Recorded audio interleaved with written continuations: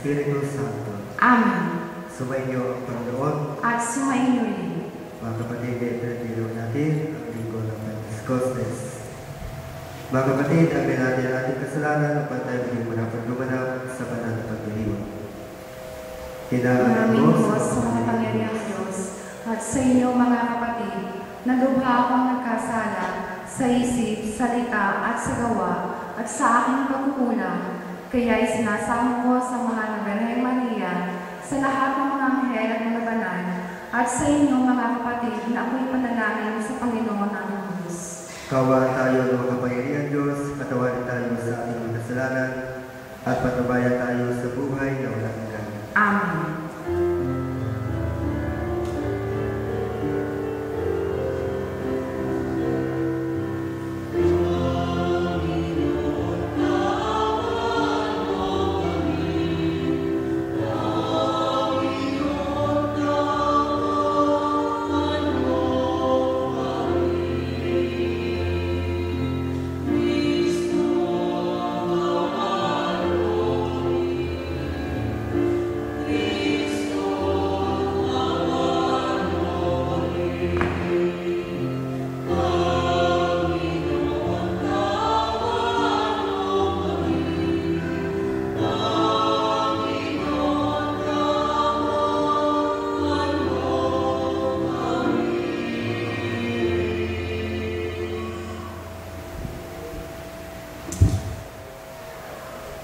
At sa lupa'y kapayapaan, sa mga taong pinalulugdan niya, pinupuri ka namin, dinarangal ka namin, sinasamba ka namin, ipinagbubunyi ka namin, pinasasalamatan ka namin dahil sa dakila mong aking kapurihan. Panginoong Diyos, Hari ng langit, Diyos na makapangyarihan sa lahat, Panginoong Hesukristo, buktong na anak, Panginoong Diyos, Kordero ng Diyos, Anak ng Ama, Ikaw na nag-aalis ng mga kasalanan ng sanlibutan, maawa ka sa amin. Ikaw na nag-aalis ng mga kasalanan ng sanlibutan, tanggapin mo ang aming kahilingan.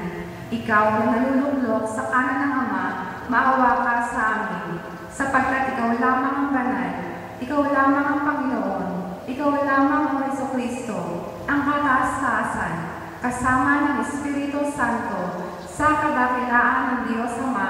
Amen. Manalangin tayo. Ama naming makapangyarihan, pinapanal mo ang iyong patigid ng sambayanan sa ipinahayag mo ngayon sa dakilang kapistahan. Gawin mo ang mong daigdig ang puspos sa ganap sa mga kaloob ng Espiritu Santo, bigay mo sa lahat para puspusin ang kalooban ng tanan noong ang mabuting balita sa malang ipangaral sa pamamagitan ng Jesucristo kasama ng Espiritu Santo magpasawalang ka. Amen. Magsipo po ang lahat ng minig sa pagpapahayag ng salita ng Diyos.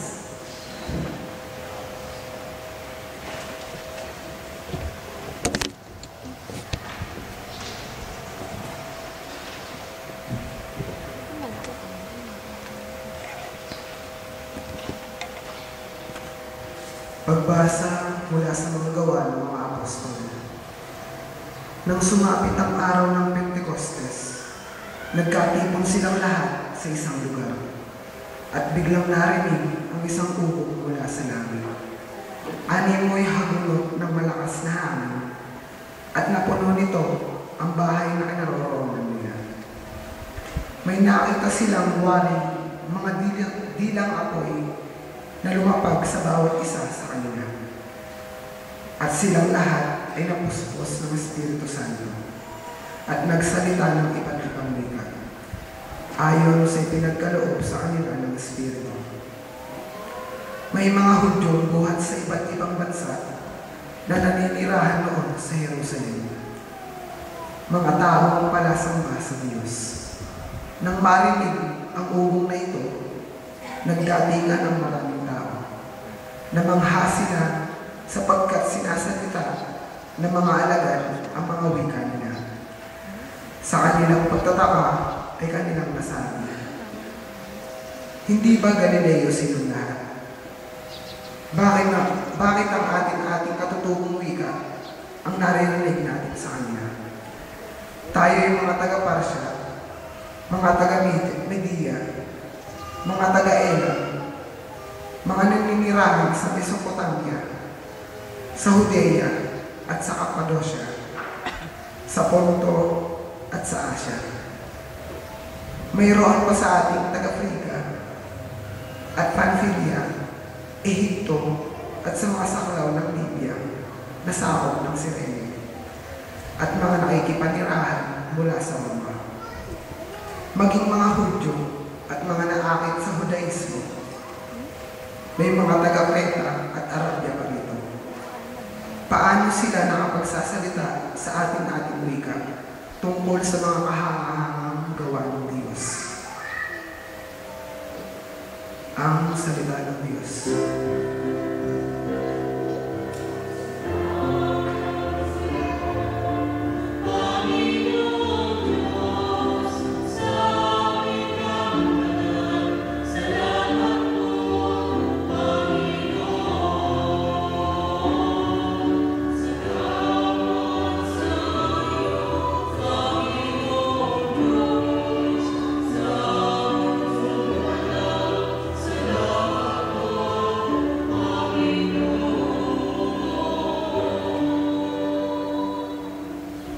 Salmong tubunan, ang itutugon po natin, Espiritu mo'y subuin, poon, tanay iyong baguhin. Ulitin po natin. Espiritu mo'y subuin, poon tanay iyong baguhin.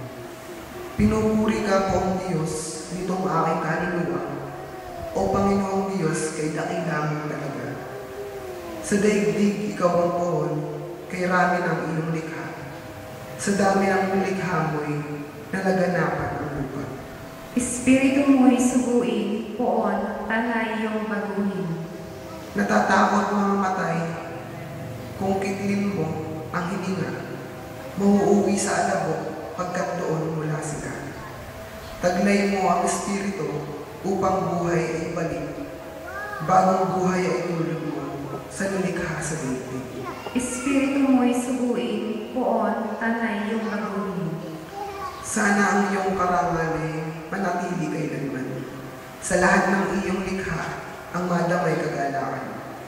Ang awit ng aking puso, sana naman ay kalugdan, habang aking inaawit ang papuri sa may kapal. Espiritu mo'y suguin, poon, tanay iyong baguhin.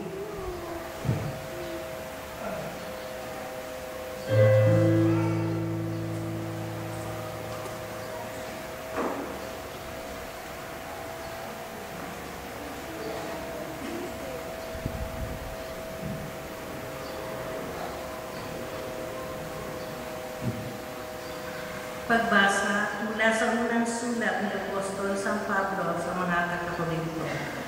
Mga kapatid, hindi masasabi ninuman Panginoon si Jesus kung hindi siya pinapatnubayan ng Espiritu Santo.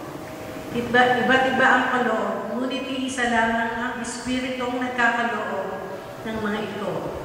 Iba't ibang paraan ng paglilingkod, ngunit iisa lamang ang Panginoong pinaglilingkuran. Iba't iba ang mga gawain, ngunit iisa lamang ang Diyos na sumasalahat ng taong gumagawa ng mga iyon. Ang bawat isa ay binigyan ng kaloob na naghahayag na sumakanya ang Espiritu para sa kabubuti ng lahat. Sapagkat si Kristo ay tulad ng isang katawan na may maraming bahagi, bagamat binubuo ng iba't ibang bahagi, iisa pa rin katawan. Tayong lahat, maging Hudiyo o Griego, alipin man o malaya, ay binibigyan sa isang Espiritu upang maging isang katawan. Tayong lahat ay pinaiinom sa isang Espiritu, ang salita ng Diyos. Salamat sa Diyos. Halina, Espiritu, sa sinag buhat sa iyo, kami liwanagan mo.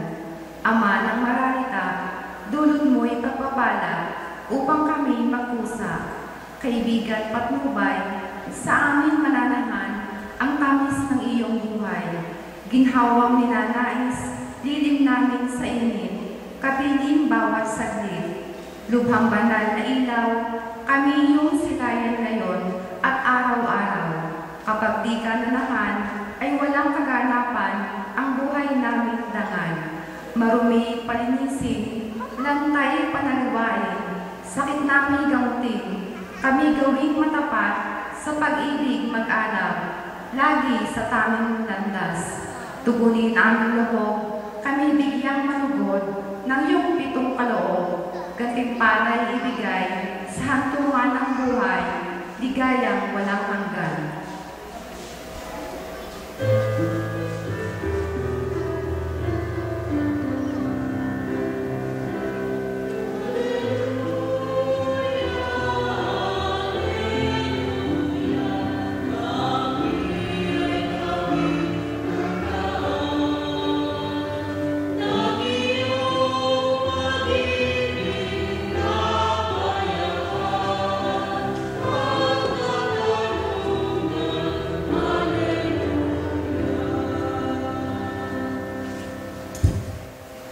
Sumainyo ang Panginoon At sumainyo rin. pagbasa sa mabuting balita ng Panginoon ayon kay San Juan. Papuri sa iyo, Panginoon. Kinagabihan ng linggo ng iyon, ang mga alagad na nakakatipon, nakapilit ang mga pinto ng bahay na kanilang pinagtitipunan dahil sa takot nila sa mga Hudyo. Dumating si Jesus at tumayo sa gitna nila. Sumainyo ang kapayapaan, sabi niya. Pagkasabi nito, pinakita ng kanyang kamay at kanyang tagiliran. Tuwang-tuwa ang mga alagad na makita ang Panginoon. Sinabi na naman ni Jesus, sumainyo ang kapayapaan. Kung paano sinugo ko ng Ama, gayon din naman sinusugo ko kayo. Pagkatapos sa hinihingahan niya sinabi, tanggapin ninyo ang Espiritu Santo. Ang patawarin mo sa kasalanan ay pinatawad naman. Ang hindi nyo patawarin ay hindi nga pinatawad. Ang mabuting balita ng Panginoon. Pinupuri ka namin, Panginoong Jesucristo. Magsirpo po na. Mga kapatid, sa pag-aaral natin ang unang pisa para sa ating kapatid na pumanaw sa Domingo, sa kapistahan ito, sa linggo ng Pentecostes, pinakita sa atin ang magsilang ng simbahan upang anong nagsimulan ito sa pagbaba ng Espiritu Santo, sa pagtanggap ng alagad upang ipangaral ito sa iba't ibang wika, naintindihan, nagawaan sa iba-ibang lugar. Kaya nga sa pagdiriwan natin ng pagbaba ng Espiritu Santo, muli nakita natin ang katotohanan sa salita ng Panginoon kung saan sinasabi niya na hindi na tayo iiwan na nabisa sapagkat ang Espiritu ay kanyang susugo upang siya lagi magpaalala ng lahat ng itinuro at magturo sa atin ng mga bagay na dapat natin gawin. Kaya sa isa ito, yung ating dalangin, na tunay sa gabay ng Espiritu Santo ay lagi tayo maging kalugod sa Panginoon, magawa natin nararapat upang pagdating na araw, tayo ay mapabilang sa kanyang pinag-aarian sa kalangitan. Sa misang ito, sama rin sa ating panalangin, si Domingo, na bagaman siya'y lumatay na, hindi naman ito yung katapusan ng buhay, kundi ang kamatayan ay ang daan para ating masapit ang kabilang buhay sa atin na aliyahan tayo ng Panginoon sa kanyang kaharian. Sabi nga ng Panginoon, siya'y naghahanda ng lugar para sa atin. Ay paghandanan ng lugar sa Domingo, kaya sa ngayon, nagsasama ng Panginoon doon sa kaluwalhatian. Kaya para sa atin lahat naman naririto, kung tayo masasawang manalangin para sa mga isa, upang kung tayo naman ang kunin ng Panginoon, sapagkat ang kapaghandanan niya sa lugar para sa atin, ay maging karapat-dapat, handa, at masusunod natin ang nais na sa mga natin bilang kanyang mga tagasunod. Magsitayo lahat na sa natin ang sumasampalataya. Sumasampalataya ako sa Diyos ang mga makapangyarihan sa lahat na may gawa ng langit at lupa. Sumasampalataya ako kay Jesucristo, iisang anak ng Diyos, Panginoon natin lahat. Nagkatawang tao siya na ng Espiritu Santo, pinanganak ni Santa Maria Virgen, pinagpakasakit ni Poncio Pilato, pinako sa krus na matay ni libing, nanaog sa kinaroroonan ng mga yumawa.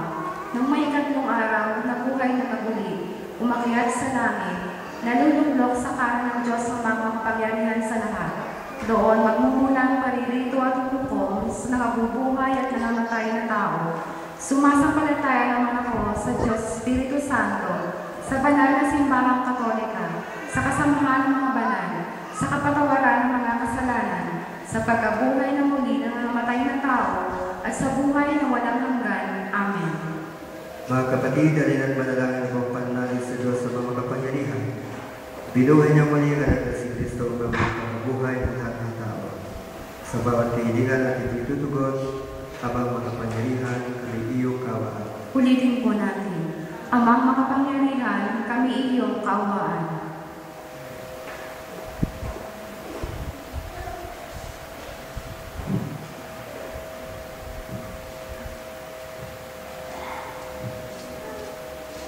Noong binyagan ng aming kapatid na si Domingo, sa kanya ipinunla ang binhi ng buhay na walang hanggan. Naway umani ito ng pagkabuhay sa piling ng mga banal sa kalangitan. Idalangin natin siya sa poong may kapal. Amang makapangyarihan, kami iyong kaawaan.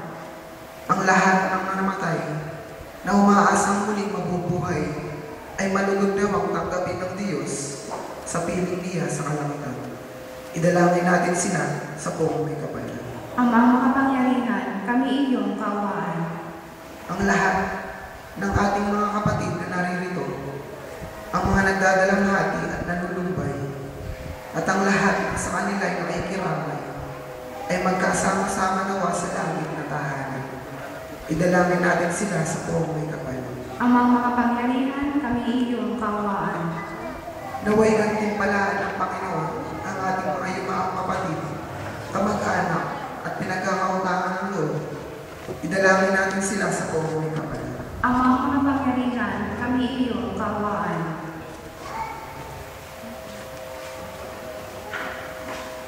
Ama namin magkapagtalinga at pagkalugwa sa lahat at pagkasa kay Kristo, muli pagkabuhay sa piling mo, kasama ng iyong anak at Espiritu Santo, magpasawalan. Amen. Magsimpo po ang lahat.